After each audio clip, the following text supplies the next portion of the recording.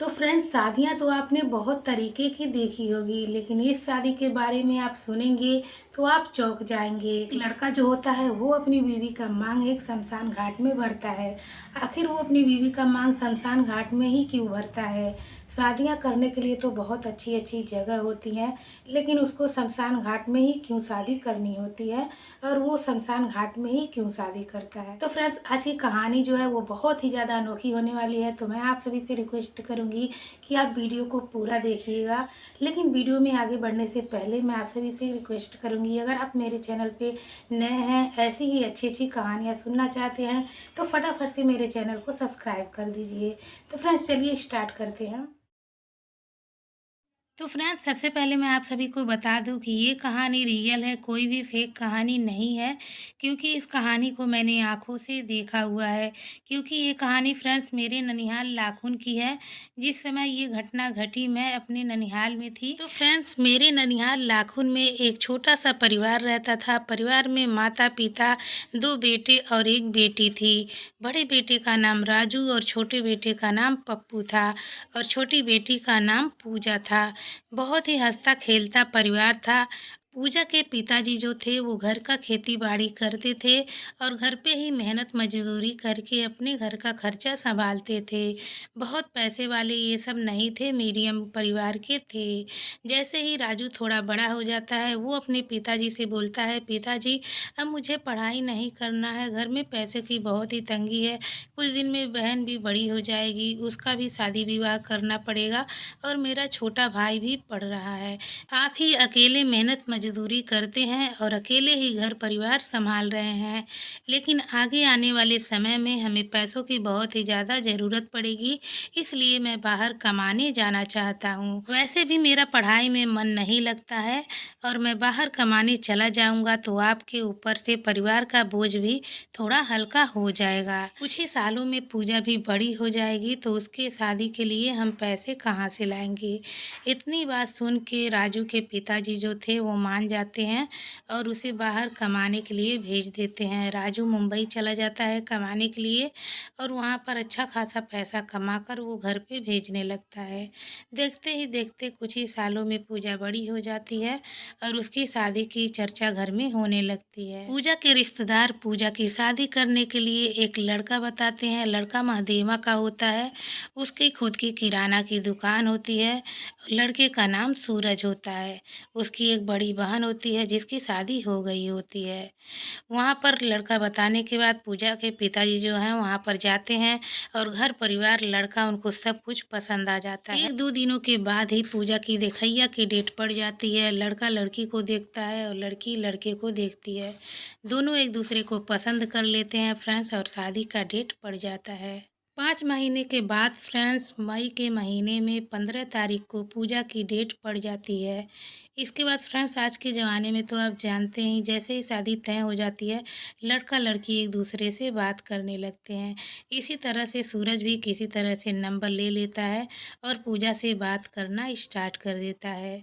दोनों अच्छे से एक दूसरे से बात करते हैं और बात करते करते एक दूसरे में प्यार मोहब्बत भी हो जाता है।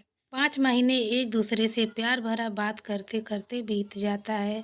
14 तारीख को लड़की की हल्दी होती है फ्रेंड्स और हल्दी के दिन मिठाई उठाई बनाई जाती है घर पे और गत्ते में पैक किया जाता है।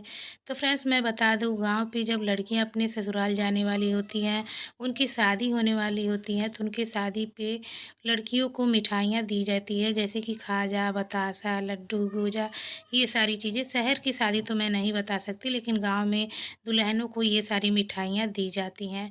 तो ऐसे ही सारी मिठाइयाँ बन जाती हैं हल्दी के दिन और अच्छी तरीके से उसे गत्ते में पैक किया जाता है और हल्दी भी अच्छी तरीके से बीत जाता है। अब आता है शादी का दिन। शादी के दिन फ्रेंड्स बहुत ही ज़्यादा भीड़ भाड़ हो जाती है और शादी में तो आप जानते ही हैं कितनी भी जगह हो कम ही पड़ जाती है। शादी का माहौल था तो पूजा के घर पे भी भीड़-भाड़ लगी थी। ऐसे में उसकी मौसी की लड़की आई हुई थी। वो बोलती है कि दीदी मुझे नहाना है और यहाँ पर तो बहुत ही ज़्यादा भीड़ है। तभी पूजा बोलती है कि चलो बगल में एक बूढ़ी माँ रहती हैं, उनकी बहू और बेटा घर पे नहीं रहते हैं, बाहर रहते हैं, घर पे कोई भी नहीं है और उन्हीं के घर पे चलो मैं तुमको नहला लाती हूँ। तभी पूजा उस लड़की को लेकर के उनके घर चली जाती है। वहाँ जाके वो दादी से बोलती है, दादी दादी मेरे घर पे बहुत ही ज़्यादा भीड़ है, तो क्या हम यहाँ पर नहा सकते हैं? तभी दादी बोलती हैं कि ठीक है बेटा तुम लोग नहा सकती हो, लेकिन मोटर चालू मत करना, मोटर में लाइट उतर रहा है। लेकिन पूजा की मौसी की लड़की जो होती है वो नहीं मानती है, उसे लगता है कि दादी झूठ बोल रही हैं। झटके में वो मोटर चालू करने जाती है, तभी उसको करंट लगने लगता है। पूजा को देख के हैरानी हो जाती है। पूजा उसे बचाने के लिए तेजी से उसका बाँह पकड़ के खींच लेती है। वो जाके पीछे की तरफ गिर जाती है, लेकिन पूजा अपने आप को संभाल नहीं पाती है और मोटर के ऊपर ही गिर जाती है। तो फ्रेंड्स मोटर के ऊपर गिरने की वजह से तुरंत ही पूजा की वहीं पर मौत हो जाती है। उसकी मौसी की लड़की जो होती है वो जैसे-तैसे चिल्लाने लगती है। परिवार के लोग वहाँ पर इकट्ठा हो जाते हैं और पूजा की मौसी की लड़की को ले जाकर हॉस्पिटल में भर्ती करवाते हैं और पूजा की लाश को घर पे लाके लिटा देते हैं। उसके परिवार वाले बहुत ही ज़्यादा दुखी हो जाते हैं और बहुत ही ज़्यादा रोने लगते हैं क्योंकि वो उनकी इकलौती बेटी थी। बहुत ही ज़्यादा उसे प्यार करते थे, बहुत ही नाज़ों से पूजा को उन्होंने पाला था। सभी इतने ज़्यादा रोते हैं कि लोगों को याद भी नहीं रहता है कि लड़के वाले को बता दिया जाए। आखिर वहाँ से भी बारात निकालने की तैयारी हो रही होगी। और फ्रेंड्स इधर लड़के वाले के यहाँ बारात निकालने की तैयारी होती है। तभी पूजा के पिता को याद आता है कि अरे हमने तो लड़के वाले को बताया ही नहीं कि पूजा की मौत हो गई है। तभी पूजा के पिताजी जो हैं फ़ोन उठाते हैं और अपने समधी के पास फ़ोन करते हैं और रोते हुए बोलते हैं कि देखिए आप बारात यहाँ पर मत लेके आइए। तब वो सूरज के पिताजी बोलते हैं कि क्यों आप ऐसा क्यों बोल रहे हैं? तब पूजा के पिता बोलते हैं कि देखिए हमारी बेटी को करंट लग गया है, जिसकी वजह से हमारी बेटी ख़त्म हो चुकी है, अब इस दुनिया में वो नहीं है। लेकिन सूरज के पिता को बिल्कुल भी विश्वास नहीं होता है, वो बस मन ही मन यही सोचते हैं कि कहीं पूजा किसी के साथ भाग तो नहीं गई है। ये कन्फर्म करने के लिए सूरज के पिताजी पूजा के घर पे चले आते हैं और यहाँ का माहौल देख के वो बिल्कुल ही हैरान हो जाते हैं। लोगों को समझाते हैं और चुप कराते हैं। इसके बाद वो वहाँ घर पे अपने चले जाते हैं। इधर पूजा को शमशान घाट ले जाने की तैयारी होती है, उसको जलाने के लिए। इधर सूरज के पिताजी भी घर पहुंचकर सारा मामला घर वालों को बताते हैं और इसके बाद सूरज जो होता है वो बोलता है कि मैं लास्ट बार पूजा से मिलना चाहता हूँ, पूजा को देखना चाहता हूँ।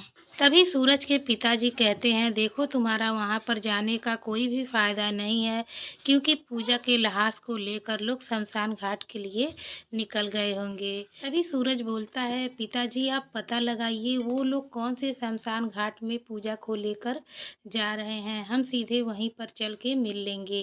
तभी सूरज के पिताजी जो हैं फ़ोन लगाते हैं पूजा के पिताजी के पास और पूछते हैं। पूछने के बाद सूरज के पिताजी और सूरज दोनों लोग निकल जाते हैं शमशान घाट पे।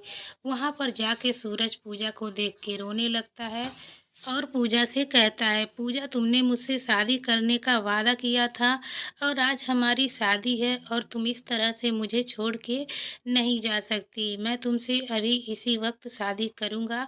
आज हमारी शादी है ना। तभी सूरज अपनी जेब से सिंदूर निकालता है और पूजा को सिंदूर लगा देता है। पूजा को सिंदूर लगाने के बाद सूरज और पूजा की शादी हो जाती है। इसके बाद सूरज के ससुराल वाले पूजा के लिए एक चुंदरी लाते हैं और उसको चुंदरी उड़ाया जाता है और सूरज ही पूजा की लाश को अग्नि देता है। अग्नि देने के बाद लोग घर चले आते हैं। घर में शादी का माहौल था जो मातम में बदल चुका था और फ्रेंड्स पूरा परिवार बैठ के रोए जा रहा था, रिश्तेदार लोग रोए जा रहे थे और पूरा गांव सदमे में था। 16 तारीख को जब सुबह होती है तो राजू और पप्पू को उनके पिताजी बुलाते हैं और बोलते हैं अब इन मिठाइयों का क्या ही करना है जो गत्ते में पैक थी, जो दुल्हन को देने वाली मिठाइयाँ, जो भी मिठाइयाँ घर पे बनी हुई थी। उनके पिताजी बोलते हैं, ले जाओ मिठाइयों को पोखरा में फेंक दो, अब ये मिठाइयाँ क्या होंगी। तभी राजू और पप्पू जाते हैं, सारी मिठाइयाँ घर में जितनी भी बनी हुई मिठाइयाँ होती हैं, मेरे नानी के घर से थोड़ी दूर पे ही एक पोखरा था, वहीं पर ले जाके फेंक देते हैं। इधर फ्रेंड्स सूरज भी सदमे में था और सूरज ने कई सालों तक किसी से शादी नहीं किया क्योंकि वो पूजा से प्यार करता था। उसके परिवार वाले हमेशा समझाते थे लेकिन वो शादी के लिए राजी ही नहीं होता था। वो बोलता था मेरी शादी हो चुकी है, अब मुझे शादी करने के लिए आप लोग रिक्वेस्ट ना करें तो ही अच्छा है। 4 साल बीत जाने के बाद सूरज की माँ सूरज को अच्छी तरीके से समझाती हैं। वो बोलती हैं, देखो बेटा अभी तुम्हारी पूरी उम्र पड़ी हुई है, इस तरीके से कैसे काम चलेगा, घर में एक बहू लाओ, शादी हो जाएगी तो तुम्हारा भी मन बहल जाएगा। बहुत ही समझाने के बाद सूरज मान जाता है और फ्रेंड्स सूरज शादी कर लेता है। शादी किए हुए सूरज को 1 साल हो गए हैं। ये कहानी फ्रेंड्स थोड़ी पुरानी है लेकिन दिल को दहलाने वाली कहानी है। इसलिए जब मैंने स्टोरी का चैनल बनाया तब मुझे लगा कि इस कहानी को आप सभी के साथ शेयर करनी चाहिए। तो फ्रेंड्स अगर कहानी अच्छी लगी हो तो वीडियो को लाइक कर देना, चैनल पे नए हो तो चैनल को सब्सक्राइब कर देना ऐसी ही अच्छी अच्छी कहानियाँ सुनने के लिए। तो फ्रेंड्स फिर मिलेंगे अगली वीडियो में, तब तक के लिए बाय बाय, टेक केयर।